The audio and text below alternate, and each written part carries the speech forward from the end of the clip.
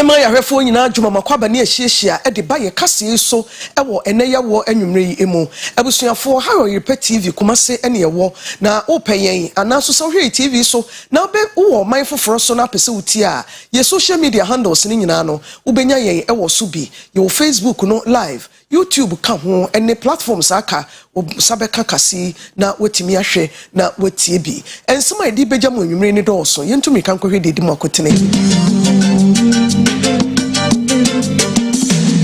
Yebeko NDC amanyon sensem emu nenei echina court bepene se ekwe memenda wo nkoto aba no ana yebesi echire ni deputy general secretary edinkomo Ghana mampani Akua Asiedua akasa kirem se ebibi man wo nioma papa e wo se etimi som na yebo ye homode ma ye nyamfaso e wo so na edemfaso pabre bibi man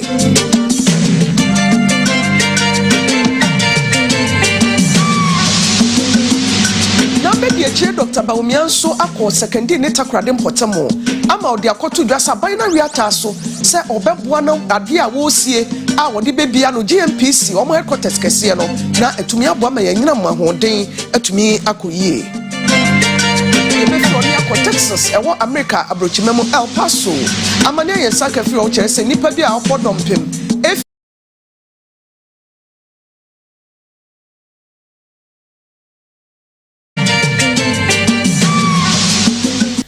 ensem we ayede ebrem agudie ensem ka ho ani gyedie kase e wo mu bi amano ne ensem ne adwadie dide nyina yabo ano ayede besomo ye ka mu sekweseda ebei e yabata nyina ne awofo da ye mama nyina happy Mother's Day na ne nyina mu no Oyerepa sede di ne tie no edu se yi a ya na ye gigema ne so papapa bosumi meyi nyina mu no ye ne abatan na edie ya hyehye dwumadie bi e yaduane no akansie e de ama ma e wo edwa hodo so e wo kumase ne santiman mu na sede ya hyehye no nie nyame yadma kwesiada na ye Mother's Day na nkasa no ye bedi no race course cooking competition bekoso tafu dwom bebem ebu akwa market atonso agudwom edweso santase kedetia enso e de ka ho ye no aduane nyina ye gye ni na nwum twagu na doctor fo hwe yen woni ye check ye pressure woni ye hwe si kire yakoma pressure no ni nyina won be ye ho adwuma nwumako bi afa ye ho ka ya e be pese ye do mu de betu dwabra ye koye ni mu no Newman College Department of Nursing so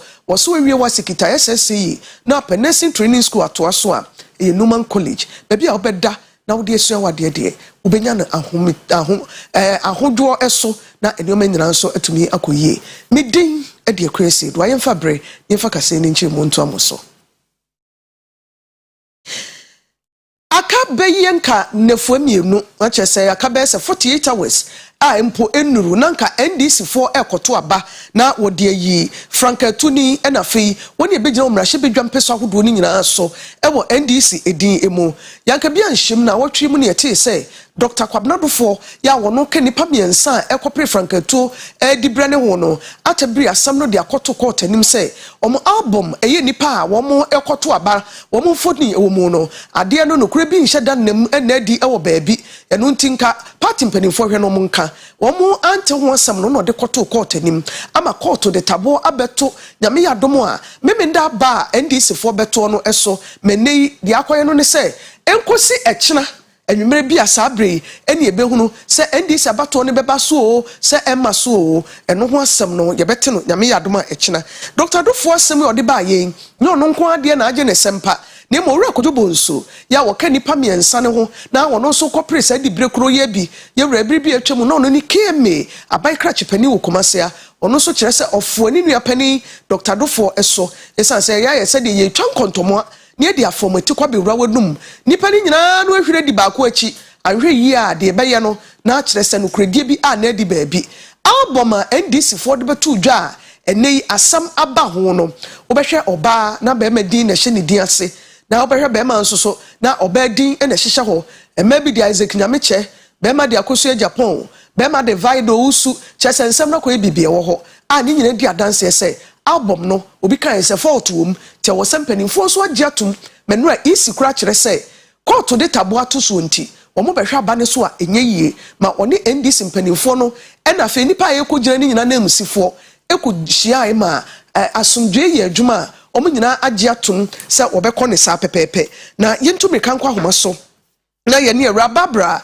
se wasamwa ya wo secretary panyin pa be de akire e wa ndisi mu no entwetwe nkomo misa no se ba bi ade na kosie no yenkoso amoa ye ho esan se yensem trafo ya boa ye ho anka memenda no ye beye adwuma yeguso hwe kwan se ensa beka babra se wasamwa na yenko de tosumienu won nsem kro no a emu no na nke hwe kwan se memenda ndisi fo bekwakoto aba na wode beyi sampanimfo yi ene yensem twani oyuko na nekre free etisi monten so ebisa asantemamu ni kumasefo se so nipa miensa no mampani na John Dramani Mahama Dr. Kwabnadofo ena fo rekojobo nso why ene ba betu franka when DC di mu a nkamoni je ho omanfo na no ye ode ma na bi ni ye me pen pa ye John Dramani Mahama chese wa baby pen ena oba ene ye pa bia na ewonu magana fa ma na nto aso no Ghana for bebre ya fe no ye hwese obesa bana odisa ne pa na ewonu mu no asabeto ma no so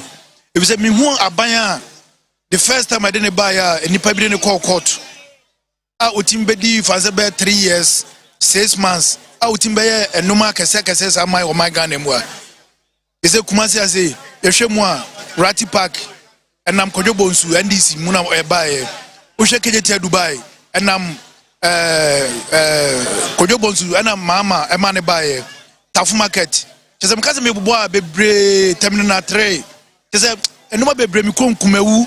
Enso nyina na mane baye Kumewu hospital mama na mane baye Comrade for na Kojubunsu omiense nyina no omiye best candidate but for now ne de onse ade bia se odi obi edi ekun anim anase moko compete contest bia o se onya nipa bia wono nidin nipa nyina anim no mama ye hu ye kura wa bedi be ye mpiro no ye hu ne de waye ye panacho wontena se no be so mmela ne hwe ono nso so modembo se de esitie ene ne ntira me pekojobo nsu no da we ntimi so mo hwe esi so me hwe ne atwa bi ne so akufo hwe a de akogu baabi no ti so me hwe de atwa so me hwe ni ti John de oba e so ayi bi penti oba the same as with my dear your mama de ono na be fa because obi ani ho o ska bit me de a sponsor party ne say odi ni sika wa be wram say yida oba we na na won we ne nti your mama de ono na ye de ono na befa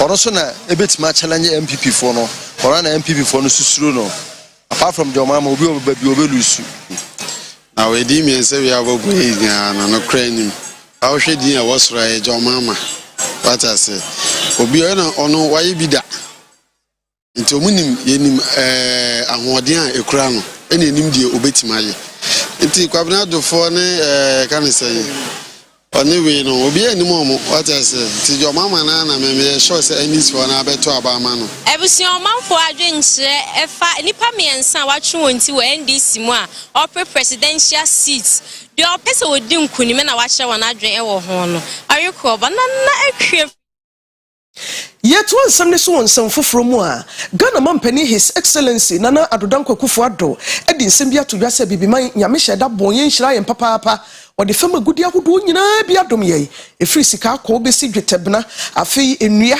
ensuompo ni munnioma ni nneoma nnua sisi wura munnioma bebre den so kamia ko ese ye hunu yasem ka ene manam so a bibiman eguso a edi hia na se ye menye ni konema ye wo so na ye yire ye ho na yetumi eboa ye ho boye ho so a bibiman ebedi yie enti wasre se ye mpe kwampa bi na ye mfa ya dwene ne ya na muntu mfa so na oman ne mfa ne ntoma pemfra development. The question therefore is not whether to exploit our natural resources or not, but how to exploit these resources sustainably for national development. This is a historical problem not only in our country but also across our continent. Undoubtedly, our continent is blessed with a lot of natural resources. After centuries of exploitation, Africa still holds some 30% of the world's mineral reserves, and even higher proportions of gold, diamond, bauxite, and manganese. But the contribution of these resources to our socio-economic development has been underwhelming, to say the least. With all these resources, we should have been the richest continent in the world. The sad irony, however, is that Africa remains the poorest continent on the planet. Recent data from the World Bank shows that some 60% of the world's extreme poor live in sub-Saharan Africa, with most resource-rich countries on our continent being amongst the poorest in the world, even though they are home to huge deposits of iron ore, diamonds, the largest rutile, manganese, and bauxite reserves in the world, the largest producers of cobalt, second largest producers of industrial diamonds, and fifth largest producers of copper. Worst of all, many of the areas where these resources are found appear to be amongst the most deprived areas in the world. In our country, for example, Obuasi, which for years hosted the richest gold mine in the world, remains largely underdeveloped. The story is no different from other areas such as Takwa, Prestea, Wassa, and Bibiani, which has for centuries been the attraction for adventurers and fortune seekers. The truth is that we have not always done well in negotiations with the companies that exploit our natural resources. Among other things such as corruption, incompetence, and political instability, we have been mostly short-sighted in these negotiations. Saraso na mampani abedi achire Alhaji Dr. Mamadou Bawumia ono so akopie mu secondary ne takrade mpotamo ni nyina no se GNPC IC headquarters sunku bi ye ho no de beye adwuma ebre ekọ nanim no mo akohwe sede dan ni sie ekọ nanim mo abo contractorfo ye adwuma wo ho abaso papa ochirem se aban no e wasudie ese de ompanyin se ye de kitawa na ekurawo enti wo se wo yire ho na utu anamopa ne nam so mpuntupa enso abaso omeyi ntimi ntwentwe ne nase bre wiase nyina ekọ nanim. You can say your manifesto, you can say you may see headquarters of GMPC or Western region. So Ahana is operational headquarters of GMPC in Western region. So maybe I say maybe share say the Jumana Air Cost. Mabaso Jumana Air Cost. A 6th floor build of 6 floors. So say almost 90% completion. Yamiadum afi this year ebewie say so maba behwe besumeni agipa mo abojuma den contractor no ene ejuma fo nyina mo aibo ejuma mo ayeye mo so me bo mo abaso ye wo 90% yenye ndu 100% but dem adum afi ebewie na ya ba commissioning say ejuma na idini pay free akra na ya fe nipa bi so wa ha abeka omo so na mo started operational headquarters of GMPC Ghana. Say buying the pese region bia ya mpuntu enim say aha na ye drilling oil Ghana. So correct say Western region benya mpuntu a efa oil na uye oil na headquarters wo bia and you're correct into the SEM for operational headquarters no ember ben ejuma so na in terms of operational efficiency a very good na in terms of inclusiveness so and also into the portion by these are is one of the promises that we made and we have delivered on it. And the idea is that it is a impact for the black no oil in Manai yen Ghana yen penny Ghana yes and the vice president can be inclusiveness into the person Ghana for you who say before you shop sa da ye fen GMPC sa so ye adam e wo west na vice no person ni present baby you are pedi e twete na bi e sudan.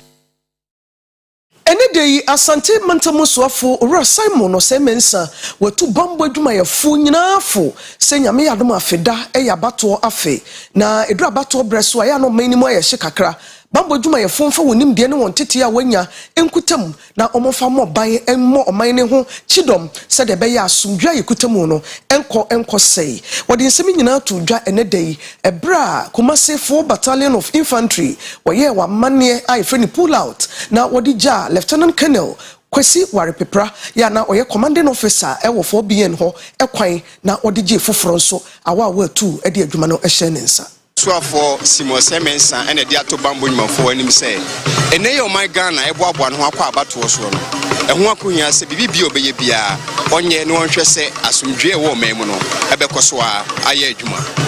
Your joint patrols with the civil police have helped reduce crime in the region. Your assistance to the Forestry Services Division and the fight against illegal mining, popularly known as Galamsey, were all geared towards sustaining the environment. I will urge you not to relent on your efforts anytime you are called upon to provide your services.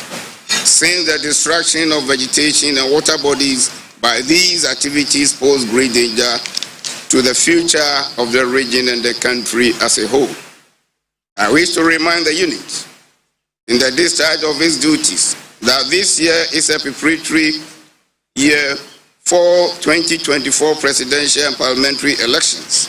Your training should be geared towards possible scenarios that could arise. We all know the tensions associated with electioneering campaigns, especially in this region. However, I believe in your professional competence, and together with other security agencies, I know you will ensure that the peace we enjoyed in this region is maintained. Remain resolute in your dealings and also be mindful of your handling of civilians.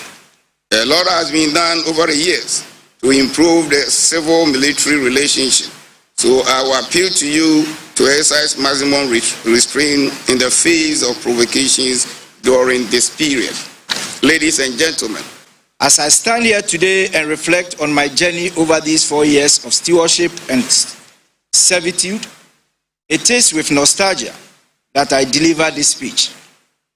As in Ecclesiastes chapter 3 verse 1 alpha, for everything there is a season.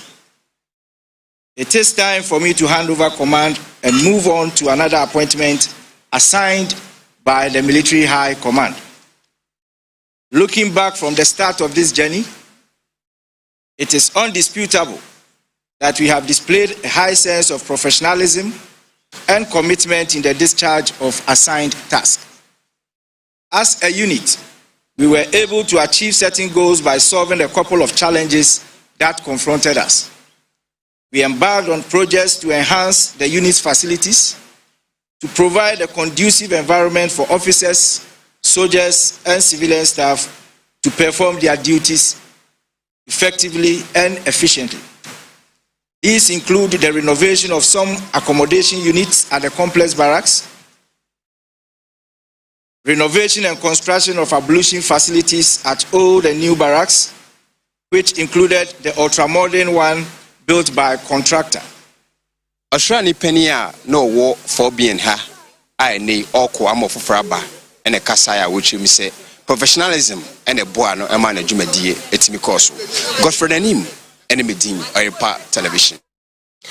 Yet one some neswa konsamfo from a enra arahosam esi ewo my Ghana emu eni se sukun kwada no wako school a wapon a wo ba fie nwumre be no num kobo no nsia na omuti nsu agya entide bia no omo afuru bonto no de atwa aba na wo wia wasan ahare koro no asan e de atwa nsu no akọ enra no wabie wagya tade no ma ne nsu no abomma na nkwada no ane hare koro no omo tena so sa na nkyiremu ne kyere na de na ohare no yese aba wode hare no efiri ne nsam eto nsuo nimti na bonto no ontimi enkame ne ho ewom na no anante ya de denche komuntumye na enipa beye dumye no anatimo no emu nkono de omunyina fa ahomitie mu ya omahwere omu nkwamiensa ene mpanifo hu omo a omo de na omo daso a ewo enkwa na emu no abatan ni bi akasa na nsa na yebekọ omo so no enwonam ekpe eka emofra na womo ewo sa ade no emu okira maame bia wode fortune amenome ya wono se ne ma eka ho bi ne mamienu na afiri mu bakodi mfie nkono bakodi afe ne fa omo nyina ko school omo ba wo se wo te asem no utwa hwe nsuo ene etwingu ne so. Come from school. When we are coming, then the boy take us. Then I told her, said that we are plenty inside the boat, so we should remove some people down. The boy told me that we will go, so nothing will happen. When we are going, then the boat come and sing. When the boat sing, then I hold my brother. Then I don't know how my brother do. Then my brother fell down. Then my brother has gone. Then me, I hold the boat. When some man is there, then the man come and carry me. We are 12. We are 3. Yes. Confirmed to us by one of the survivors, say, we 12 na war boat. I said, I can't do a kind of 9, I assure you, and 3 survived. 9, I assure you, 8. We were able to retrieve 8 of them from the river, and I come back one in the Victoria, Ekaside, in Sanka. Yes, the Bemansu 6. I didn't see also. And I didn't see Poteno. Yeah, it's supposed to be wager, but the dwellers no more Mutihano or Mutiga South. I want this one clarity to be there. Yeah, and yeah. I expect the wager NADMO as well as the South NADMO to collaborate now now to alleviate the blight on our people. New Year, so I want to say NADMO for them to be a muda one, and it is not anything new to anybody. Let me say, tragedy has never occurred here before, and it's unfortunate that it has occurred. To me, I didn't even know the people that reside in Hana travel here pulling also, but I know it's a small island between my constituency, which is Wejagba, and then the Gasao. It's normally it's close to Gasao, so they vote and do everything in Gasao. But because it's a fishing community and we have another fishing folks here, I think they all travel together and then they do their things across this small cross of the road. I just heard it this morning. So this morning that I was briefed by my MC that this is what happened last night, and it's unfortunate. I'll probably say yes. The community is too small, so I don't know whether we can do the Ghana South people can hold a school there, but mostly because it's about 250 people that live there. Because there are private schools and other schools in the constituency, which is Yabuma. They normally travel to Yabuma for the school, so they came, and I was told they came to school, and then going back was the problem. And when you look at the ages of this young one is even 1.5 years. So how can a parent live 1.5 years and then turn to a school across with where the boat capsize or whatever? You can see it's a shallow place. If they had been, I think they've been about 12 or 14 or 15, they could have even come back to. But because they were young ones, I understand the older one is about 7 years or so, they couldn't do anything. And at that time of the day too, there weren't people around that could save them. So it's unfortunate. Yeko Tamale Technical University na omo makwan until end of semester exams nsore koso na enwe ukwe omo anka bia nhyem omo tete wa te exams so la na omo te say tewufo two tagfo emum University Technical University Association of Ghana chechefo no omo say omo ate atua omo nya adwuma ni nyina no ene say omo ntinkamu bi allowances bi akam ya omo ya senka Penny Wada College no ano Vice Chancellor Professor Abbas Brahima enya hu bibi ma wo no wayi nani enam so man so re ba ma so ne nyoma aye nwona nti adesuafo ne so bu afu emomo kasasa bai mei Professor Brahima mfiri ho esansa adwuma no ontimi nye ensemi adebuga Philemon ene bo ani nyina no de brain. If I strike my banchama, the Ketapam, Kachi, the last paper Catherine Savage. The minute chance strike ma, most the Pancati, shall strike my dear no over. To make current the this house, what is some last paper ma, must at night cool to boy. Cademy back a strike more, do go so much. Kashav me Bukuliaba, Katimina Jenma, so to be me, Basharan Chana. So when that strike mine? Buku announced a federal catch a swallow Casapili. So Buku Gamba announced a federal. So to me, then I shall be on call off. The number. Edwardifo binuma ewo race course ewo Kumasi Kropon mu edigrantoa ekokro bia santokotokoyima na akwandu yi adom enan so ena fei mpanyimfo binum kirese enoma bi nheda enkoyie ewo edwa no eso na tese kwampan kanea eni nso ne ma edwa emuye nika na emedwadie ene ehotena nso eyakono no ni nyoma ka bia ne nso hwasem no enhyeda emma ne ka nam so ma eka wadwuma bebrenu adwetrom de kohye mu ho no mo kirese ehye na no na aban krachepani wo Kumase ora sampan me cheke me pani ono ankasa eto anamo ne nsamtwofo akọ ne adwadifo yi akodi nkomo ma odi nsem bia kotu jasa assembly nani wo so ya wo bepese da achi yakọ yanimo no obebo ka wo dwane ho no waye se de be ya ebebo amadwadifo no ani aka ho no mo just soja kam di nsem yi bae Penny Asoja. Anything. Share your bad respect. Ben Febe and yeah, but came for 61 man. Yeah, but that's not the shame for day one. I've been sabi. Who's for an mother take it? You can't see in Chakra, my mature was Muncha, no, and you did your chef influence and pine and my yash. See, I was say, I want to see no. Came for fire. If you say, oh, my camera to say, a wire to for the family. Eti brand swan ye route ko to obeti na ade anu nti omo fo musika enye bibia o man na mmom ye de omo beje adi se de ya bre babia omo di nuane firi ba wo firi ho ba race course kakra no e firi ba sa botumi we kan do na show came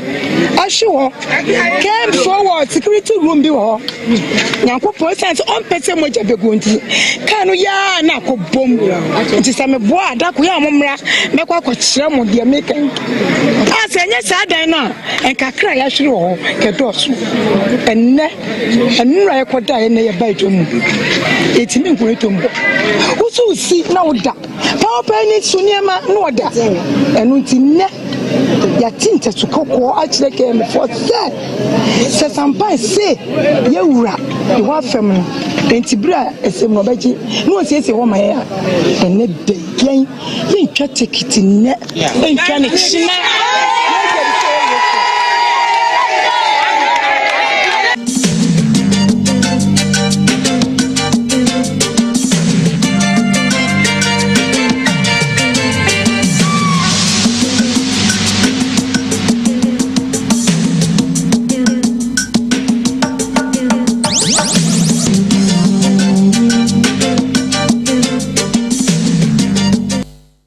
Yema yahwefo nyina akwaba ebiebusefo yenkonkore se de sikasam etie ewo yen business no emu na ne nyina emu no aban awiata so se obekeka ne ho papaapa na namso ma woni akwa homegiem omusikasam a ene yakoye twemamentre ewo ne aban no ntamo no ewo na ka yakurase maka menya anwe se de be ya wa homegia wo mu no obedi wo pension na wani akoso so fa be de akiripani abedi akira a wo hwe apadi ho nsam ora bright rekumbrobe ena di nsemi tu dwa na Isaac ana ebo ani nyina no bae adwuma ni bia enye tie any pen ene odi adwuma na mom se oye plumber se obotre se oye mason so oye taxi driver safo yi ene protocol ese target wabre social security and national insurance trust what adwumadi soronko ene won atonidin se seed ekere se self employed enrollment drive ene no won waye won angasa won nyuma e wo man Ghana mu no wobetimi ede wo ho ababe dom senate adwumaku no na enen aboa ma won daache eyiye so wokọ ahomegimu eho ena wo panin oye oswaifo abedi akiri woda Ministry of Employment and Labor Relations ano Honorable Bright Reku Brobe akasa ena wa kire se aban no ye na afa wodi bere obetimi se de be ya adwumayafo won akọ ahomegimu no obebo won sikasam eho ban akasae ena adwumadie no mu hia as a Ministry of Labor obi oya dwuma Ghana bia no ne ho hiaye enya senate na enya name by extension aban ensiseye ena senate danu what need ye what enti ni nyina no rest with the government enya senate nkuana enya by extension my presence here could not say aban no ensiseye we ye techiri papa se Ghana economy ni say enye pension for sika kwambia so pension for sika enengachi ena wapeninga order Senate ano Dr. John Ofori Trenkran enso kasai na wɔkyerɛkyerɛ enema ahoro ene anisuade hunu a enen atai sa seed dwumadi achi say afiso na o renew national health insurance a ɛhɔ no say health insurance for the usike bia because Senate na obedom no cover for health insurance enipa no bebre esan say Senate no start here na ye aban adwuma ye fo nko a ene na dom Senate nti no timamofo no bebre nim say akonya no wo hɔ nti no ne hwɛ ne say asempa bi say ɛwɔ hɔ adepa bi say ɛwɔ hɔ from ɛwɔ Senate na wɔ say bɔne dawro ɛma Ghana fo adwuma ye fo a majority na ne dodo na ye ɔman kasa adwuma no ɛte na ɔmo so ɛde o say ɔno tu anamo no mba bedom Senate na da chi som kɔ ma ho megye mu a kɔda na bia ama meda ɔmo so Yedaso jinamo ewo business ni sikasam nsensemu Ghana te de na enso de no hye de nsi sa na ne nyina mo no inflation ya efro kɔ soro na ho nsɛm na kɔ bibia wo nam so mensunsan so eka yi sikasam no ene animdefo nim sikasam mu nkyiremu kyerɛ sɛ ɛte ɛba fom ofori so busum ye twa mu nura yi ano inflation no aba fom ya wo de tutu ani a ɛyara so Ghana fo hia se ebi meka ho bio eno so Isaac Ona ewo mu nkyiremu. Headline Consumer Price Index and rate of inflation for the month of April 2023. Consumer Price Index for the month of April 2023 stood at 170.5 relative to 120.8 that was recorded for the same time, that is April 2022. Government statistician Professor Kobina Enim nsɛm ya tugwa akyerɛ sɛ mbrembreng a inflation so atimi atew afi ɔhamu kyikyemu aduanan anum ɛwɔ afimpinu ɛne aduonu abiesa March busumi ne mu ɛde aba bedru ɔhamu kyikyemu aduanan baako ne akyiripɔ abien ɛwɔ April busumi ne mu no enema ɛso betimi atetew yiye ɔde nsɛm yi tugwa ɛkyerɛkyerɛ ɔkwan ahoro a enema ɛne enema bo ɛwɔ magnimu no ɛte. We do the disaggregation at the highest level between food and non-food inflation and between locally produced items and imported items. With the headline overall inflation of 41.2% for the month of April 2022, we saw a variation of 13.3 percentage points between food inflation and non-food inflation. Food inflation for the month of April 2023 stood at 48.7% relative to non-food inflation 35.4%, culminating in the percentage point difference of 13.3% between food and non-food inflation. Relative to last month, we see a much steeper drop in non-food inflation relative to food inflation. Food inflation dropped by only 2.1 percentage points from 50.8 recorded in March 2023 relative to 48.7 recorded in April 2023.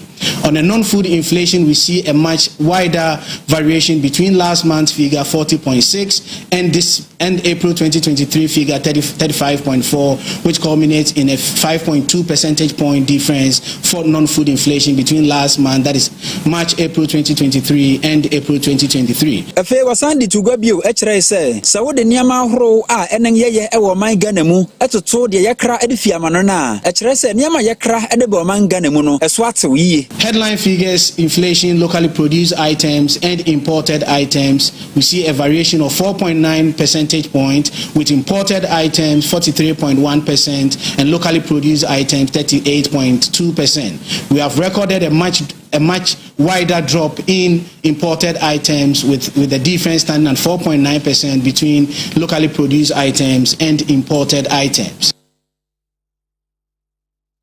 Yebe jina sikasam ne adwadie ho nkomo yiso na ye de kase akọ ahomegiem ekakra ye ba bright owusu messiah wa ye krado a ode agodie mu nsam ebeto aso.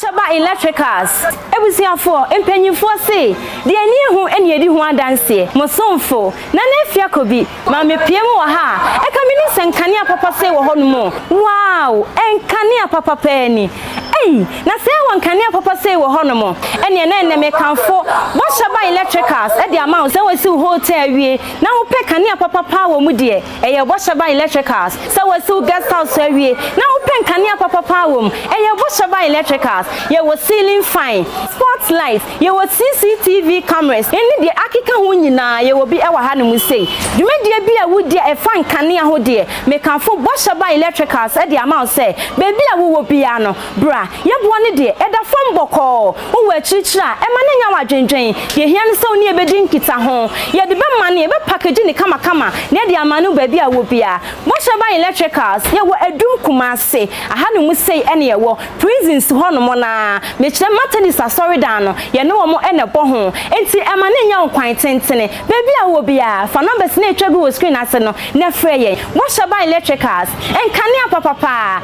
omu fie ene ha Newman College Department of Nursing ye Nursing School yatiti omanfo bebre National Accreditation Board agiatum NMC kram affiliated to UDS Tamale wogusua admissions programs are ye BSc nursing woye top up Emma general nurses midwives hack nurses ene ne keka ho woni UDS bo wona wantwa wasi ma woye access course said ye be ya obetimi aye degree in nursing our ultra modern nurses skills demonstration room electronic library or computer lab with free Wi-Fi or hostel facilities Emma man bema or buses are at the school for no eco clinicals where regular weekend and evening sessions na kai say Oye Newman College Department of Nursing obetimi ekọ Canada Australia and US akoye adwuma for 0574 661117 and 0267 330492 admissions in progress Newman College Department of Nursing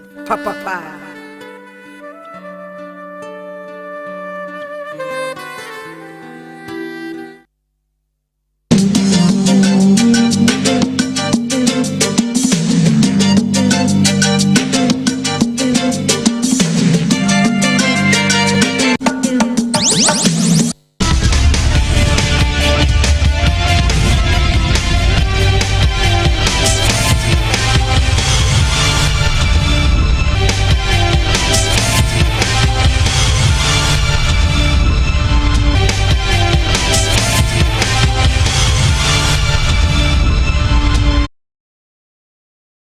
Emoajo na yasan amwakwaba emrason se dia godiemu nsem etro so ewokasebo ne somedin ede bright osu mezaya asante kotkosiu na ne omponsa ene Oyerepa sports edi enkomo nasem a offer afidikasie so aka ede atre ne supporters inane se omo enfantcha no se afi Ghana Premier League ayebo kotokobobo kuno emodimo ankonkan na omantimi anje Ghana Premier League no enso monaiso.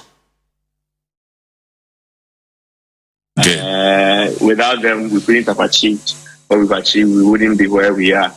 We are sorry for the disappointment this season, but I keep saying that in times like this, we need your support more. In times like this, we need your support because you see, a friend in need is a friend indeed. The best from say omunya ye ho abotre na omunya players ne ho abotre me can't be say it say odu obushani akọ hospital na doctor dey na ko theater na we pia be catch us obushani na den sebi waka be couldn't make it she knew a doctor na catch wo obushani na obeti asie that moment doctor no ne yawo. As a professional, no, the next be obesa surgery. Yeah. Because I was so surgery. Yeah. But who are obusheni we no on just yet that. The only time I was smiley be me say obusheni awo. Okay. So it's like a football fan. I was match anko ye. Well lose. He knew how can but the person is in pain. Yeah.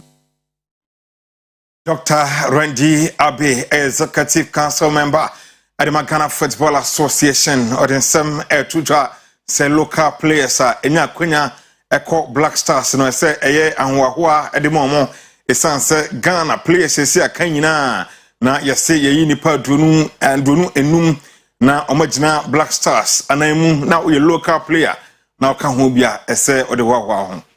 Getting a call up alone. Getting a call up. When you deal with the Black Stars, you're looking at some 22, 25, maximum 28 players from over thousands of players who are qualified for the Black Stars. So even making the squad alone, for me, is a huge achievement.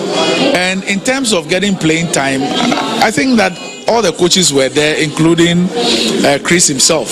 And I don't think that Afri Banier is any good example that anybody should even cite. I mean, for Afri Banier to make the squad to the World Cup for me is a huge achievement.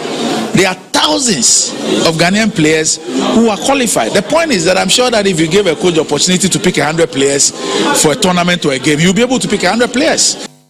Ghana Mrantie any Finchia Adunumiansa, which the Black Meteors of Ghana team will qualify under 23 AFCON Ebaso Ewo Morocco, June Busumim, and Ghana Football Association General Secretary Prosper Harrison Ado, adding some to just a technical team of the Black Meteors.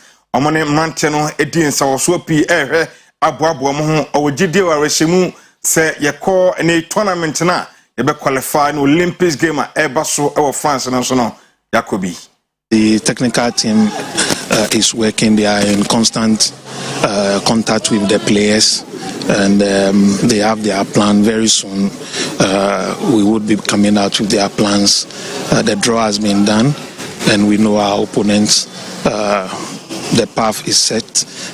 We know what we need to do to get to Paris, and so we would be working very hard administratively with the technical team, the playing body, the management committee, to ensure that we qualify once again to the Olympics in terms of football.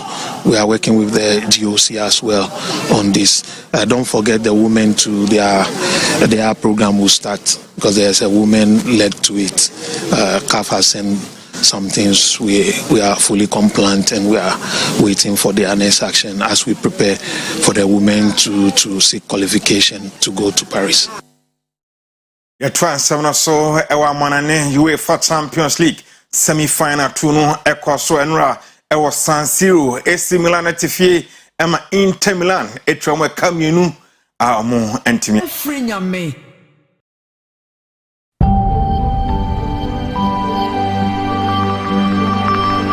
Oyerepa TV Frinyame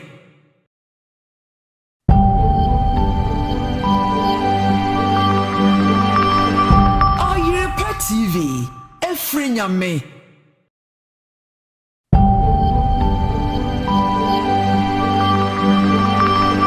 Oyerepa TV, Frinyame.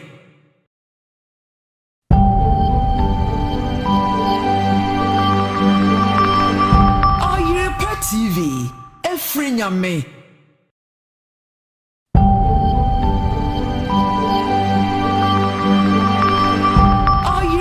TV, Frinyame.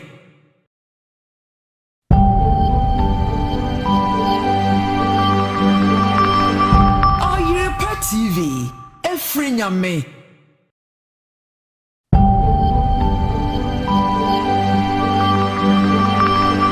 Oyerepa TV. Ne say omo enwi esanse we Champions League.